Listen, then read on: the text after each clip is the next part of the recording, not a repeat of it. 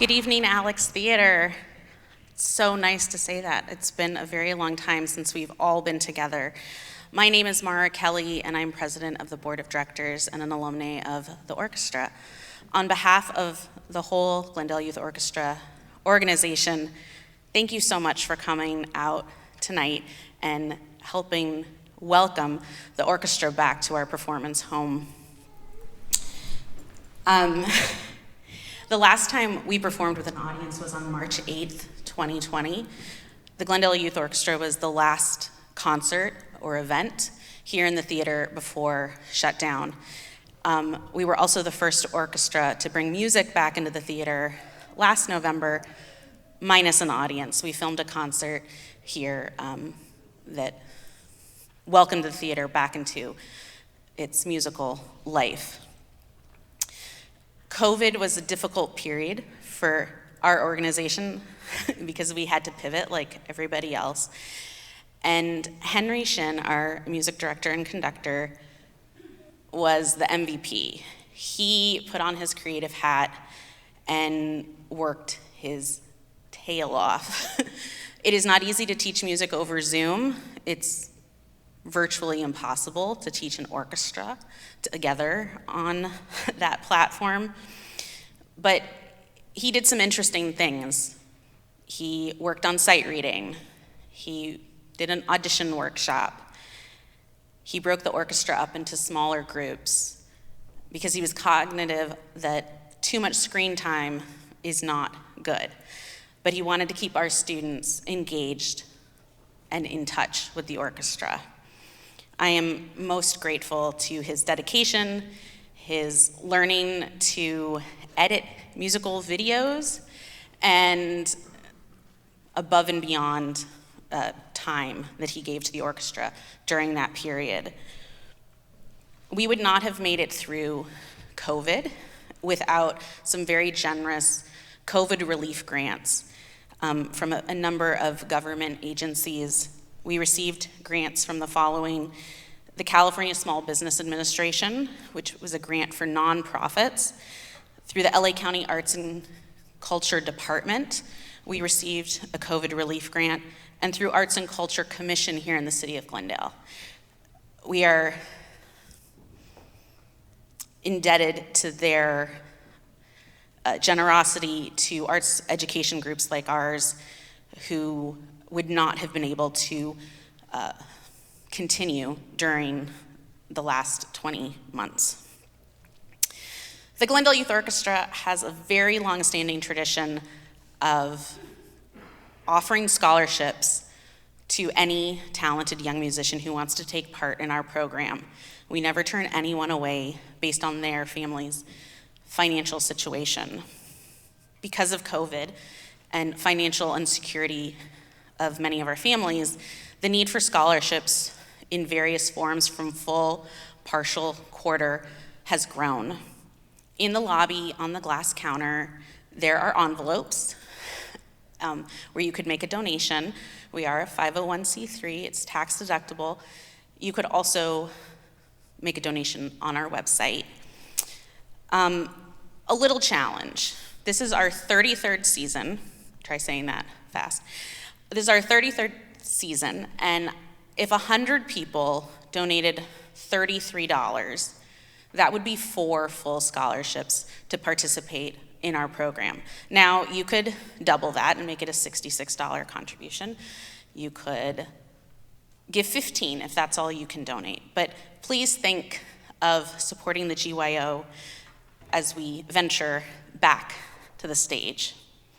Thank you all for coming out tonight to support our program, our young musicians. We wish you all the happiest of Thanksgivings and a very joyous holiday season.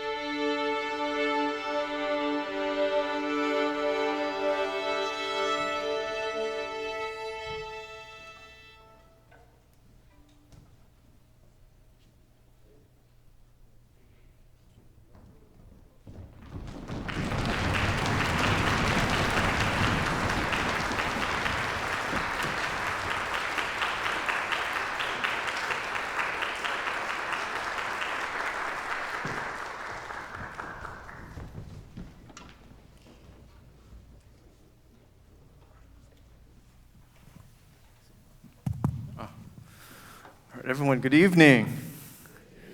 All right, yes. Are you excited to be here? It doesn't sound like it. Are we excited? There we go. Everyone, welcome. Welcome to those of you that are new. Welcome back. To many of you, our long-standing GYO friends and family. My name is Henry Shin. I am the music director and conductor of the Glendale Youth Orchestra, and I wholeheartedly welcome you to our first concert of the 21-22 season. I just want to talk a little bit about what we're going to do tonight. It's always nice to kind of know what we're up to. But first of all, I just need to say just how awesome it is to be in front of an audience again. It's just magical. It's been too long, and I know it's magic because my hands are getting cold and I'm getting nervous inside. So this live performance thing is real, and I haven't felt this way in over a year and a half, and it's wonderful to feel it again and to see so many of you and to share this experience with us. So thank you all for coming tonight. The program tonight is a very interesting one. It sort of evolved as we. Just before we started, I had a plan, and then after our first rehearsal, it sort of evolved into something else. And what it's resulted in is sort of, these are sort of gems of the 20th century, actually, is what the program ended up becoming as I look back at it. And the first piece that you're going to experience is Copland's Appalachian Spring, which, if you don't know it, it originally started as a ballet, and then, of course, the music became famous, and it got revised as an orchestral suite, and is often performed by orchestras pretty often. Whenever you program American music, usually you'll find Appalachian Spring. A simple story. It's basically about a bride and a groom getting together, sharing their sentiments, and they get married. And it's a very simple story and a simple American life, if you will. And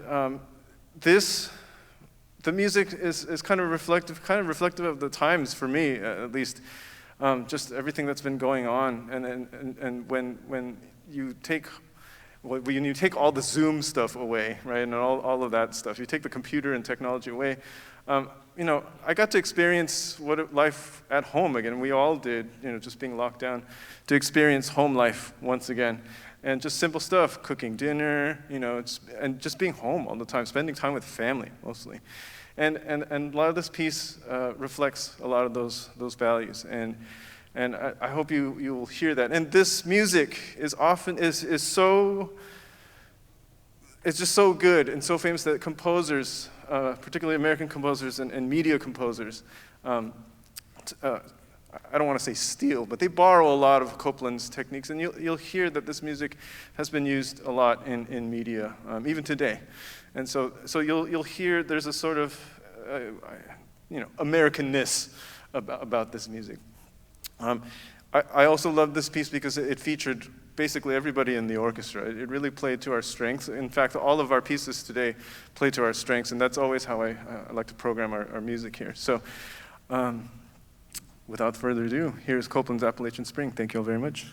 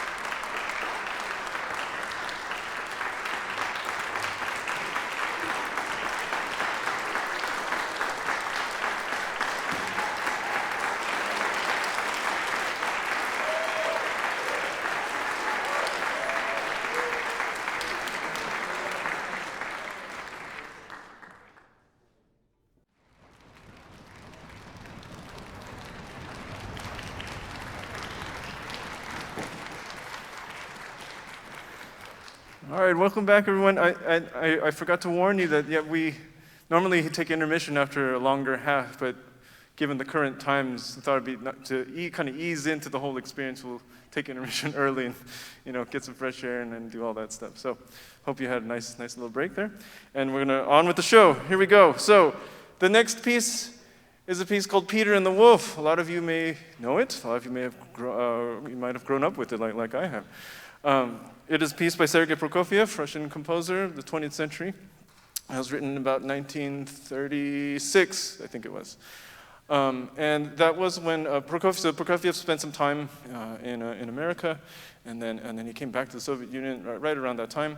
And if you know Prokofiev's music, particularly that time he was composing in the U.S., I mean, those were really big, intense pieces that musicians loved to play because they were both technically challenging, and it had this fire and intensity that came from the end of the 19th century. It was this great combination of technique and romanticism fused together, and it really pushed musicians to their limit. And particularly the musicians that performed his works loved it. And particularly soloists, those concertos, violin concertos, and the piano concertos, particularly the second and third one, technical monsters, but so fun to play. And that's what he was known for. And then he comes back to Russia, and then he writes this piece for children. and it's like, well, why? And people that commissioned the work knew this childlike quality of Prokofiev, and they said, "You've really got to write this piece for children." And he did. And we have this sort of wonderful story paired with music, which I wish we had more of. And this is truly a masterpiece in its own. It didn't really get the recognition it did when it was premiered, but nowadays, particularly for family concerts, children's concerts, you'll see it fairly often. It's usually a must for programming. It's for me, too, it's not often I program a piece like this because it does call for a smaller orchestra, and it just so happened to be that the complement of our orchestra pretty much matched the orchestration of this. I said, you know what the heck, let's do this. And then somewhere early on into the rehearsal, I realized, after the fact we were rehearsing, I said, oh, wait a minute, we need a narrator for this. And I thought, uh-oh, I should have thought of that before I programmed the piece. And so we got our heads together, and then we said, well, who are we going to get? And the idea came, well, we got a perfect person. Why don't we're going to ask Brad Keimach to come back, our former maestro of GYO. We're going to ask him, why don't we come back? And for a long time, I wanted to bring Brad back on stage because it's so important to me. In any organization, in any family, in any well-established group, institution, when there's a long-standing tradition, and if particularly when someone has had such an impact on a group like this for 19 years, I think he was here, you don't want to forget about that, And so for me, in any situation where I come into, particularly as a new person, I don't want traditions ever to be forgotten. And so for me, it's always important so as much as I can and whenever I can, I'm going to bring Brad back in some capacity or another, because I think it's important. I really do. And so I thought, well, he's going to great. So I asked him sheepishly, would it be possible? And of course, he was so happy to do it. So I'm so excited. So I'm really excited to bring Brad Keimach back on the stage as our guest narrator for Peter and the Wolf. Hope you enjoy. Thank you all very much.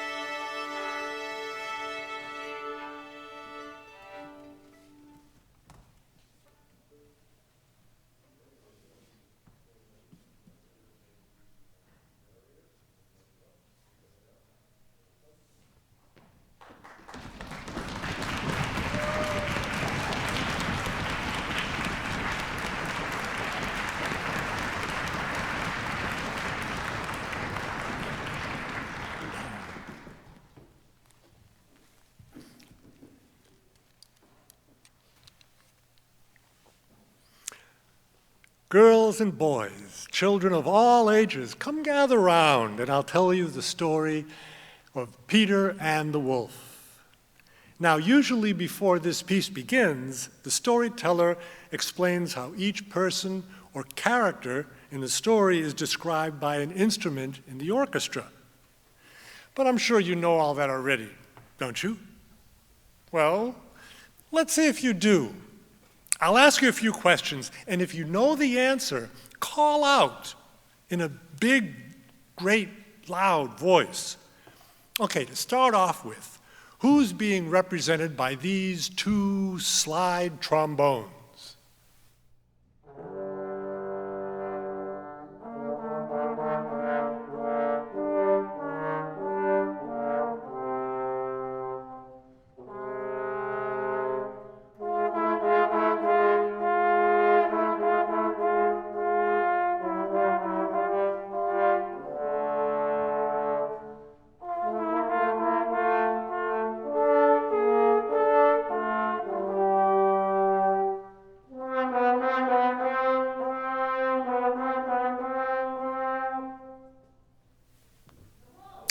Right, the wolf.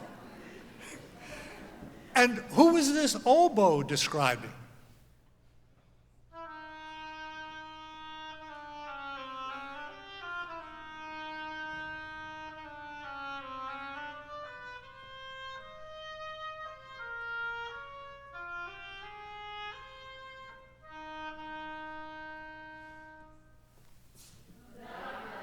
Right again, the duck. And now, the flute.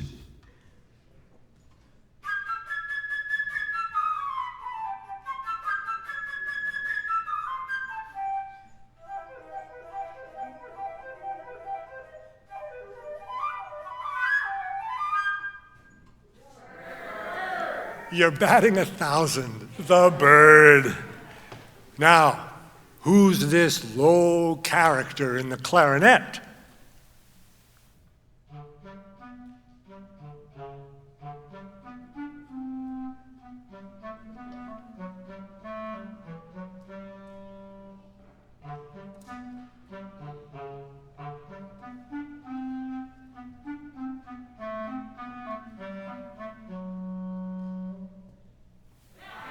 Right, the cat.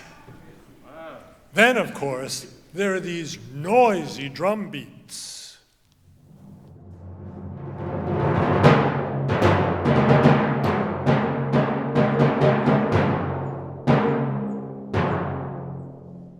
What's that all about? Correct, the big hunters stomping along in their big hunter's boots. Now, who's this old lumbering bassoon?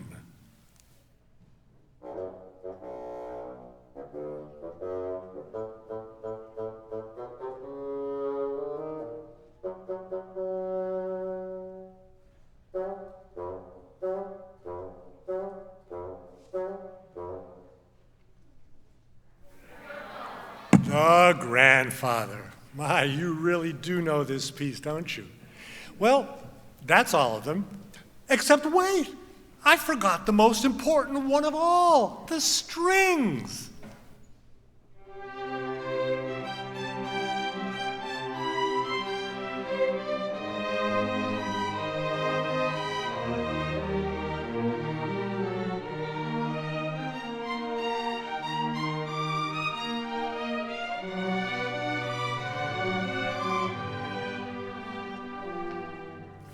And that is? It's Peter himself. I congratulate you on a perfect quiz. Woo! Educated audience, good. And now the story begins. Early one morning, Peter opened the gate and went into the big green meadow next to his house.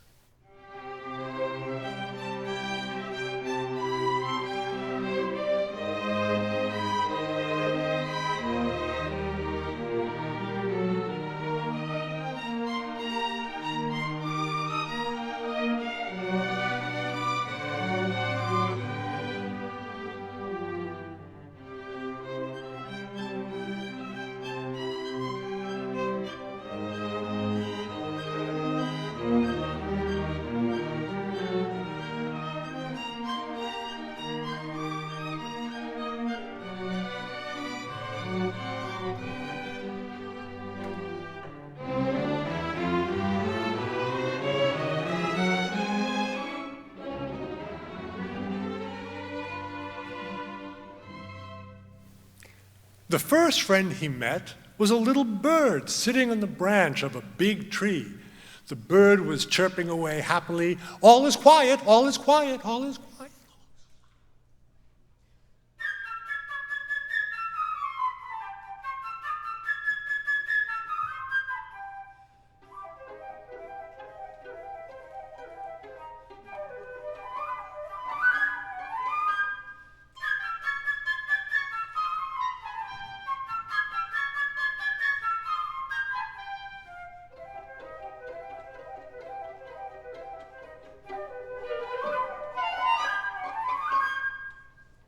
Yes, all was quiet.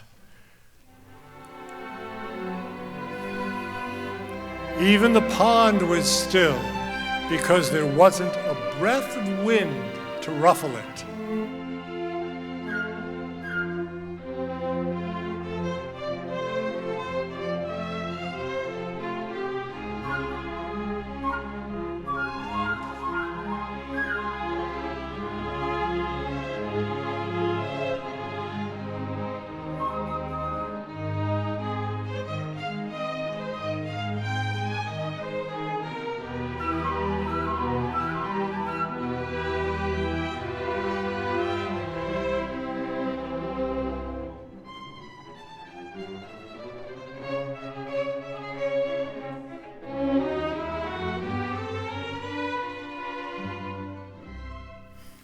Soon a duck came waddling around. She lived in Peter's backyard, and she was glad Peter had forgotten to close the gate, because now she could take a swim in the deep, still pond that was in the middle of the meadow.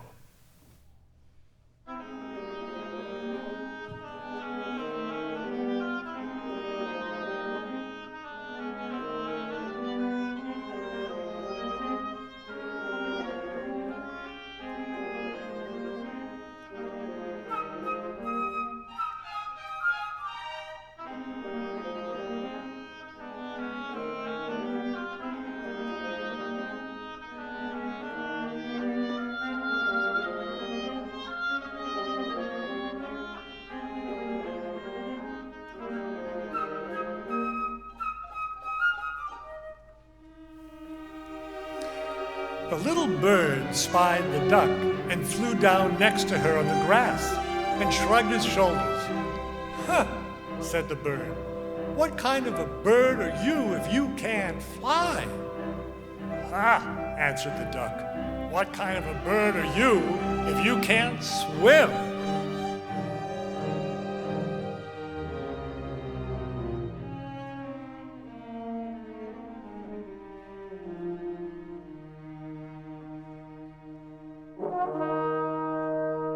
And she dived into the pond.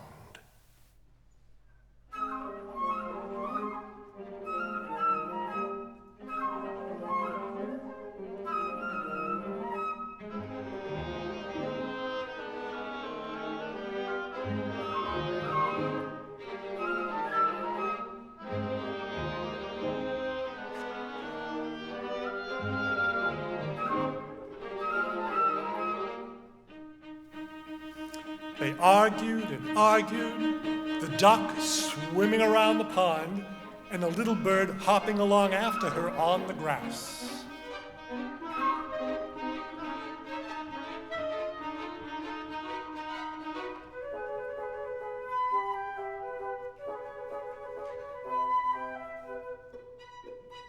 All of a sudden, something else caught Peter's attention.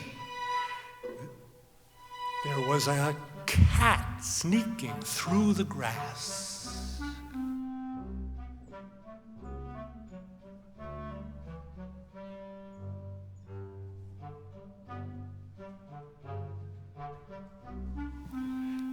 The cat thought, while the bird is busy arguing with the duck, I'll just grab him. And she slowly crept towards the bird on her velvet paws.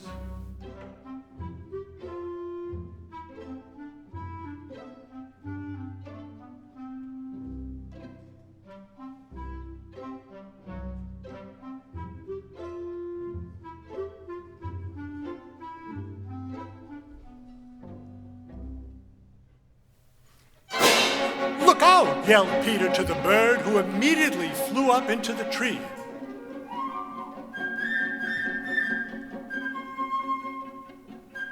While the duck swam out to the middle of the pond where the cat couldn't touch her and quacked at the cat with all her might.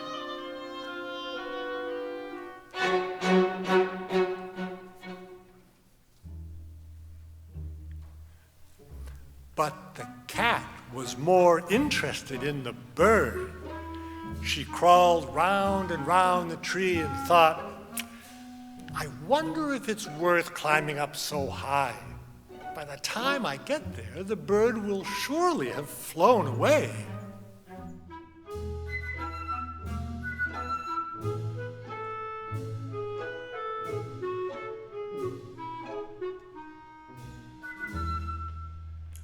While Peter was watching the cat make up her mind, he suddenly saw his grandfather standing at the open gate. Grandfather was very angry because Peter had gone out into the meadow. "This is a dangerous place," he growled. "Suppose a wolf came out of the forest. Then what would you do?"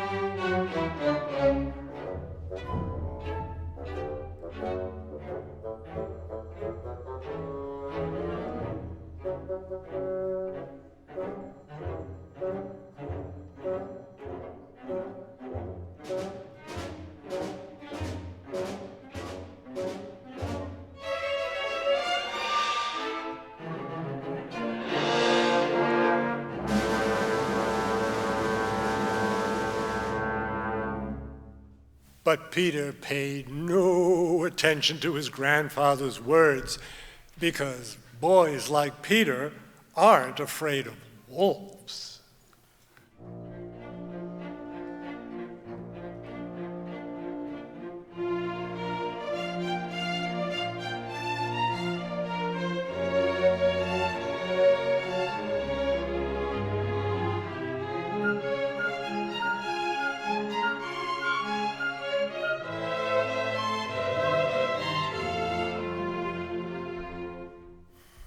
But Grandfather took Peter firmly by the hand, led him home, and locked the gate.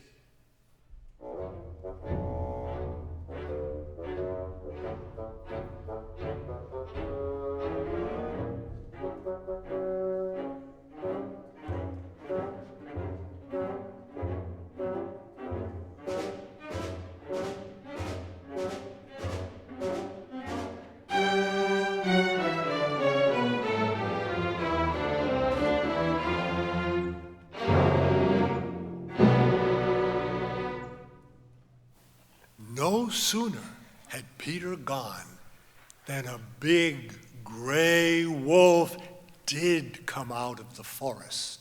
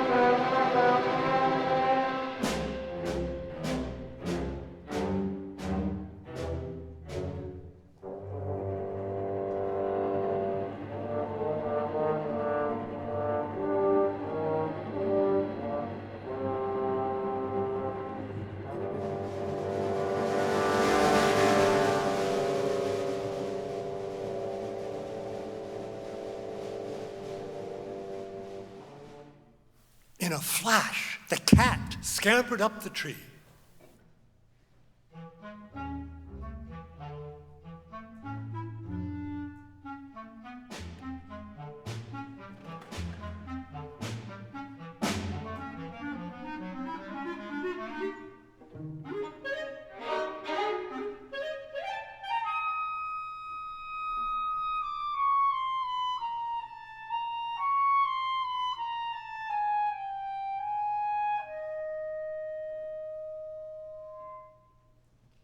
The duck's quacking became even louder than before, and in all of her excitement, she jumped right out of the pond.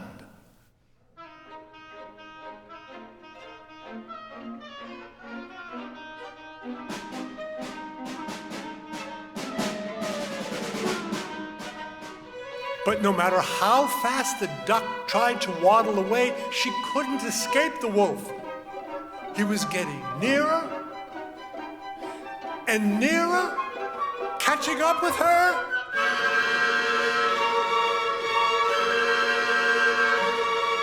And bang, he got her, and with one gulp, swallowed her.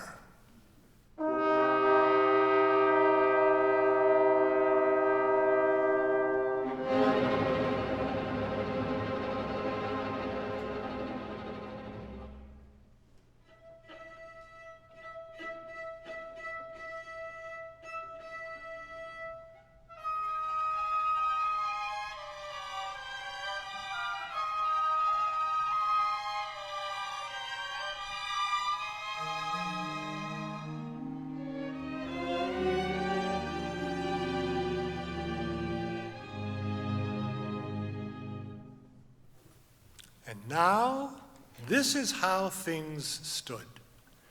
The cat was sitting on one branch of the big tree.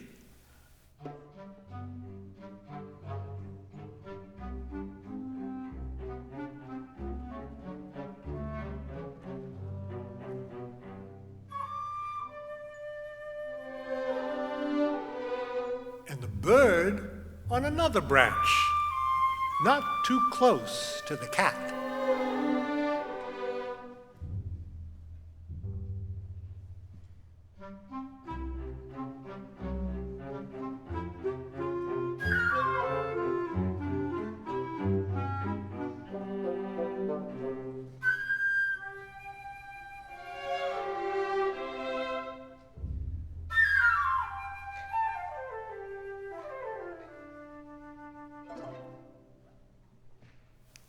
The wolf, still hungry, was walking around and around the tree, looking at them both with greedy eyes.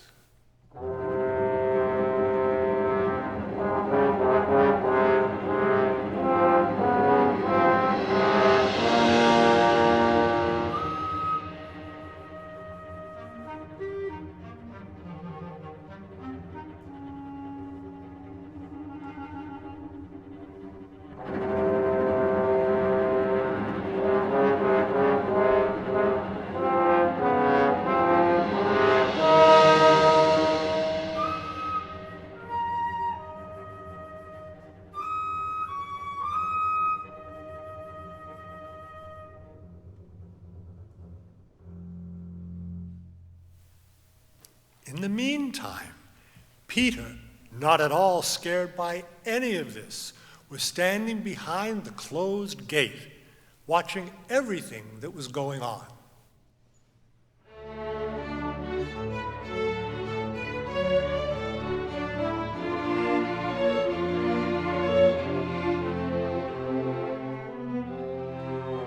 Suddenly, he got a brilliant idea.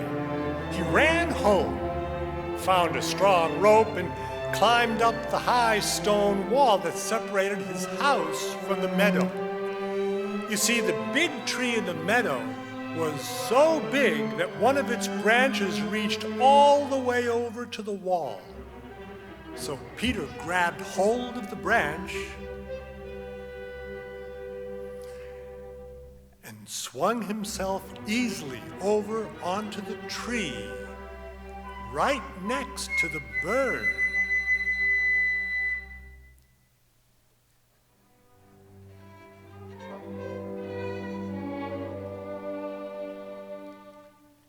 Listen, he whispered to the bird. Fly down and circle round the wolf's head. Only watch out, he doesn't catch you.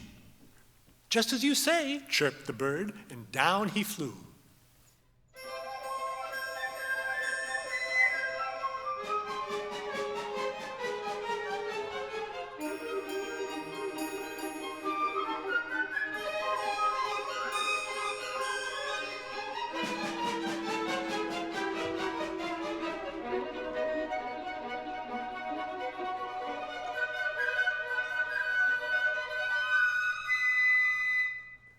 bird came so close to the wolf's head that he almost brushed it with its wings, while the wolf snapped angrily at him from this side and that.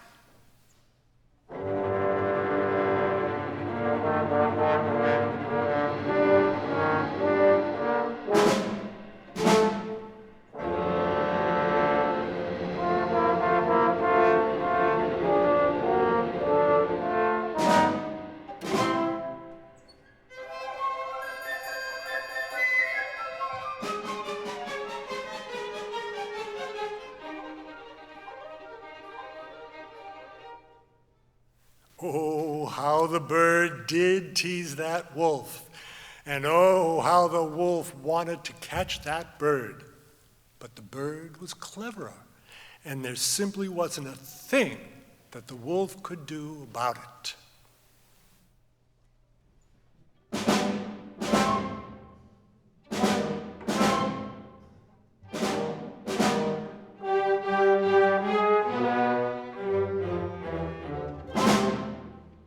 Meanwhile, Peter had been making a lasso out of the rope, and now he carefully began letting it down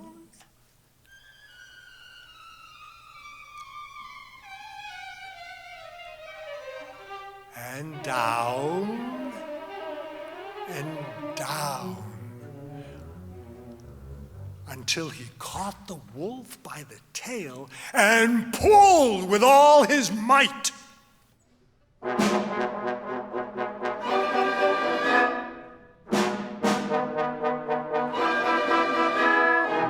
The moment the wolf felt himself caught in the lasso, he became furious and began to jump about wildly, trying to get loose.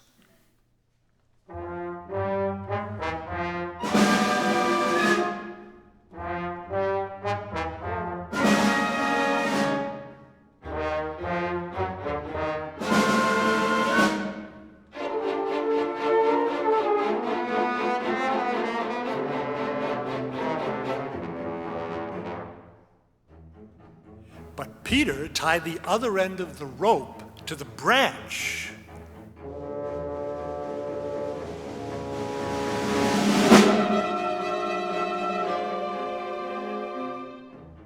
And so the wolf's jumping only made the rope around his tail tighter.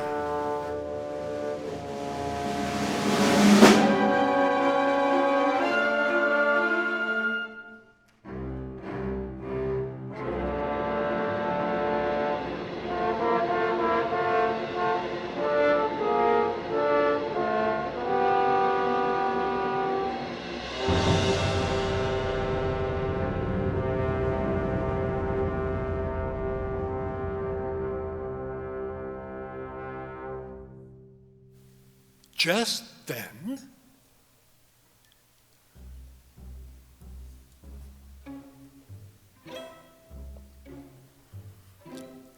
Peter saw some hunters coming out of the woods.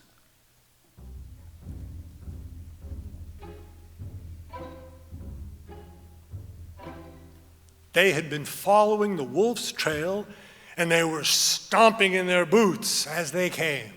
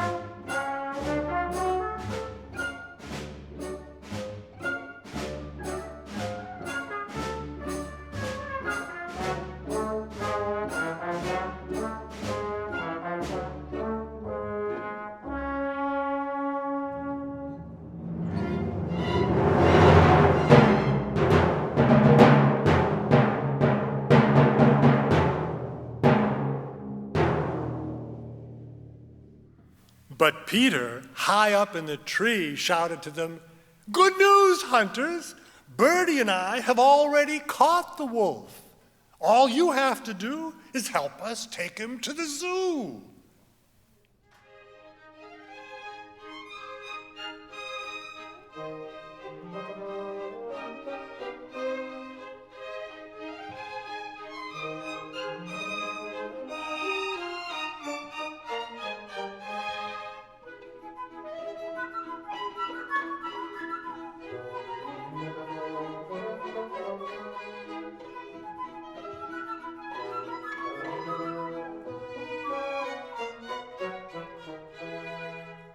So there's the story. And now,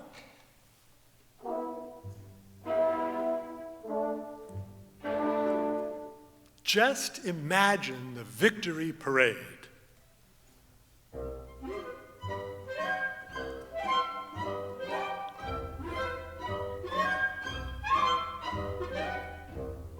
Peter, of course, in the lead.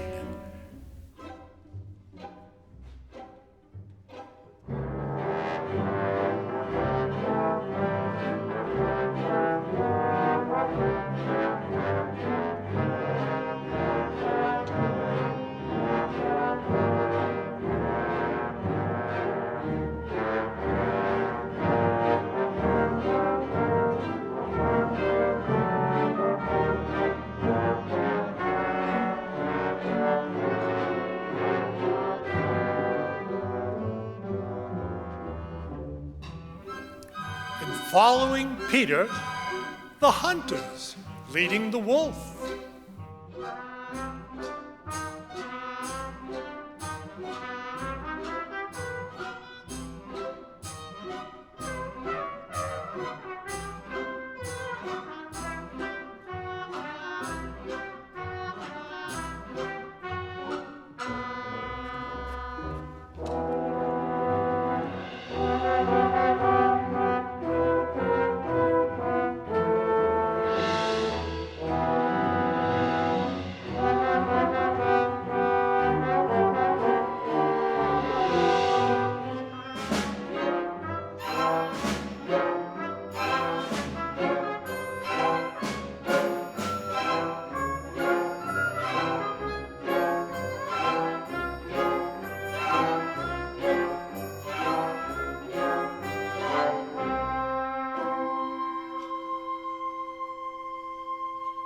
And winding up the whole parade, Grandfather and the cat. Grandfather, of course, was pretty grumpy about the whole thing. "Well," he said, "and what if Peter hadn't caught the wolf? What then?"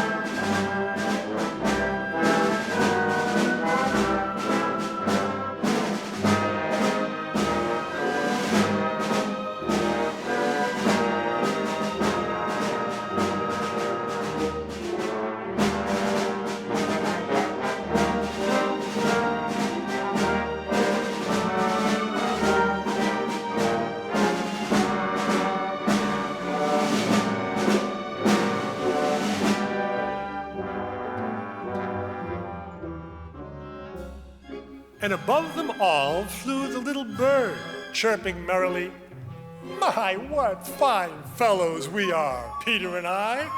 Look what we have caught! A whole wolf!"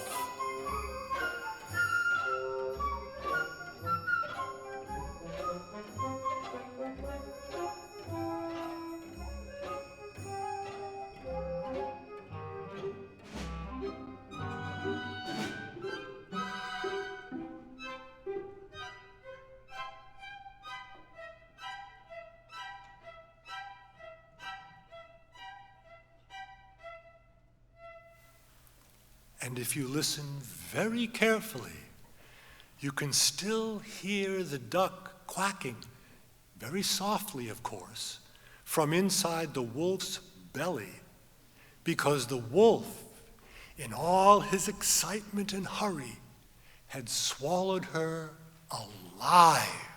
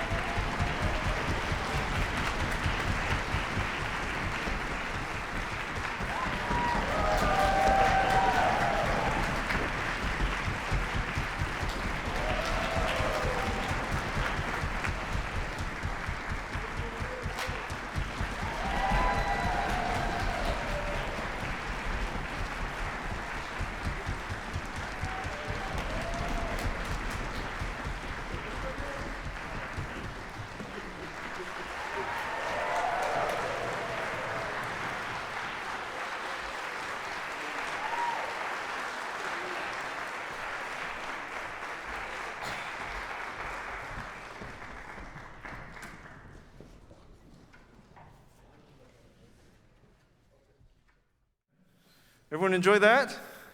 It's been, it's just, live storytelling, there's nothing that's better than that, really. And then live storytelling with music, it's just, that's like the best thing ever. And I experience that a lot these days because I have a 3-year-old at home that we're constantly listening to, it's always, Alexa, play the story for Cinderella. Alexa, play this, it's Beauty and the Beast. It's always one of these stories. And speaking of my daughter, the next piece is Leroy Anderson's The Typewriter. Now, for a lot of us, we don't even know what a typewriter is anymore. I think it's funny because I was thinking about, boy, who was the last generation of people to use a typewriter? I think it was me. And I was thinking about it because I'm getting a lot of requests from high school seniors in particular, even some of my college students that are asking for recommendation letters. And I was thinking to the time when I was doing college applications, and it's right around this time. And I did my college applications on a typewriter. I did, yeah, because there was no internet at the time. Can you believe that? Yeah, there was a time there was no internet. And so you either hand wrote, filled out the application, or if you were lucky and you had one of these devices, you used a typewriter. You'd use a blank form and then you would type it. And if you messed up, you would have a correction, or you would use whiteout. It was a thing, it was a whole thing. And it took way longer to fill these things out, way longer than what you all are going through now. And so, yeah, typewriter this is pre-computers, right?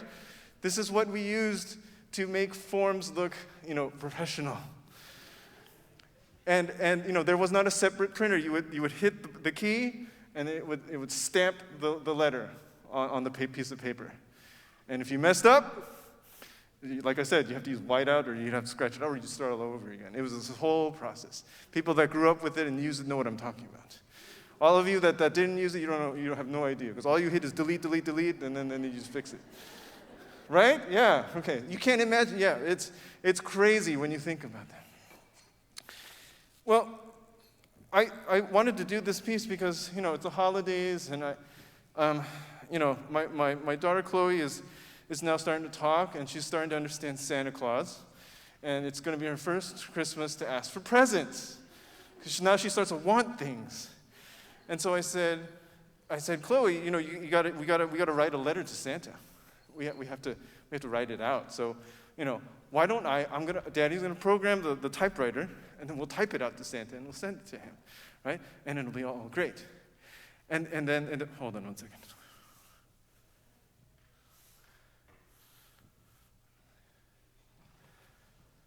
Oh no.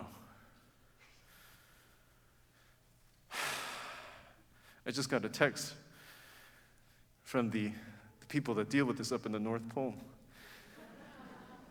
I think that my daughter's gonna be sad. I programmed it thinking that Maestro Brad would come and he would just type it out and we'd have it all, you know, it all done. And they want it certified and notarized by an official elf or Santa's helper that's licensed. Is there anyone in the house that is certified or licensed elf? Oh! We do! Maestro Brad is certified in that. Woo! All right, here we go.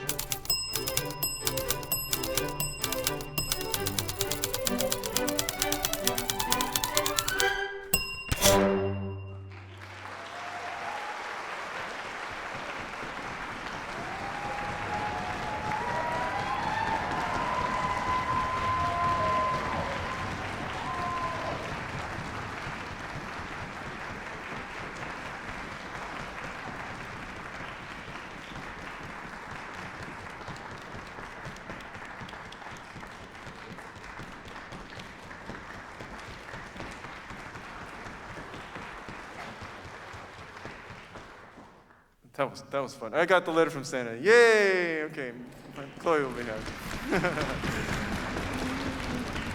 Okay, and so we want to close out. This is a holiday concert after all, because it's now getting to be the holidays, and so it's for me it's always nice, whatever you celebrate during the holidays. I grew up with Christmas tunes all around everywhere I go, elevators, malls, markets, radio, everywhere. There's a lot of great orchestra holiday music written, and so why not play it? So to kind of get you in the mood and to end the concert and then get into the holidays, we're going to play a little Have Yourself a Merry Little Christmas, so that your evening is over. Thank you all for coming, and I hope to see you in March when we have our next concert. Thank you all very much.